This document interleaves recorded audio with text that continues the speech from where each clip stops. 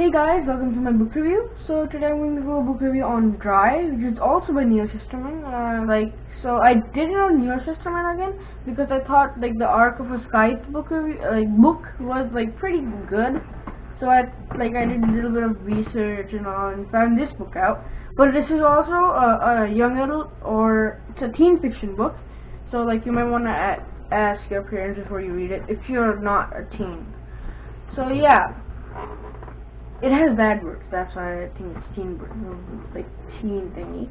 So, it's about, I thought it was realistic fiction, judging by the whole story, but I guess it's teen fiction, so it's about how it's about the California drought, how, I think it's Arizona, it stopped the whole Columbia River. Actually, I'm going to get to that first, let me get to the backstory. So, Elsa and her family, they're just I think Elsa is the main character and Garrett's little brother. So the droughts are happening and you only have you have to ration how much water you're getting.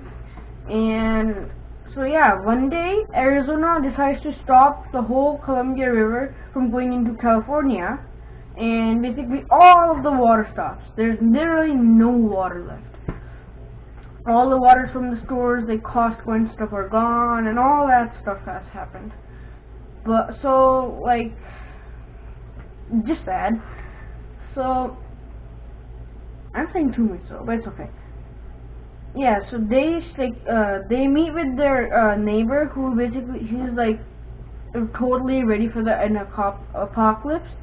He has literally everything stocked up.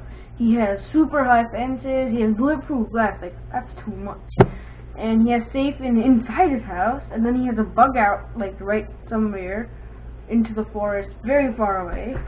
I think it's very far away judging from the whole story. And yeah, and this is so bad, the whole situation is so bad that, everybody's literally, they don't have spit. They can't even pee because they don't have enough water to waste. Their eyes are basically dry, and they can barely even swallow anything. And so yeah, it's pretty bad. The martial law, they started it was under martial law eventually. Martial law came in, they did something, but eventually all the facilities have overgrown. They're prisoners and they're all dying. Everybody is dying. All that stuff is happening. Meanwhile, they're trying to survive. They're going to go to bug out. At least they think they're going to the bug out, but the bug out, my bad. So yeah, the bug out is totally empty because I forgot to mention Kenton. Kenton is their neighbor. Yeah, that's their neighbor. They brought along because he knew the whereabouts of the bug out. He also had a gun to protect them. So yeah, they brought him along. And when he got there, the whole place was empty because his brother, I think his name is Brady, he totally emptied the place out because he got kicked out of college. And so yeah, this is the only place he could stay. And his girlfriend also broke up with him. So yeah.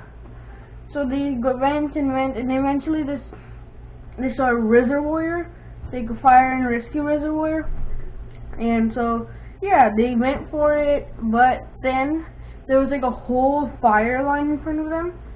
So they tried to go around it, but then they encountered a cliff, so they were basically stuck there. They could go nowhere near to water. But then when they were sad and they were all grieving, crying and all that stuff, well, they didn't have any tears left, but they were still crying, sobbing, I guess. So yeah, and Kenton was also dying. So yeah, it was pretty bad. But then suddenly a plane came and they dropped a whole dump of water on them. So yeah, they drank water. They were rescued. They didn't die. And then another plane came and dumped more water on them, so they could basically they drank all that water from the plane. And yeah, they survived. And then eventually a rescue plane came, and yeah, they rescued them and all that stuff.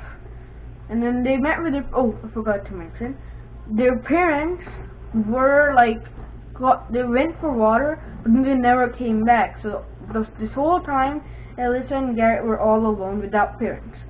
But when they went to the hospital, they saw their mother, and well, she was crumpled trying to get water, and like her lung got punctured, and 3 of her ribs are broken, and all that cool detail the author gave. And her dad, he was trying to get to his wife, but then the soldiers came, and he was arrested, and he was sent to jail. And yeah, but those 2 places were the safest places because, first of all, jail is a government company, so it always got water, and hospitals also got water because they're also hospital.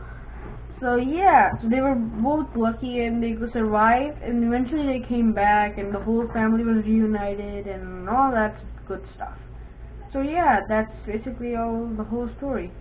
And sad story, but action-packed, like the kind of stuff I like. But the drought thing is kind of sad, and yeah, it's pretty nice though. It's what I expected from it, at least.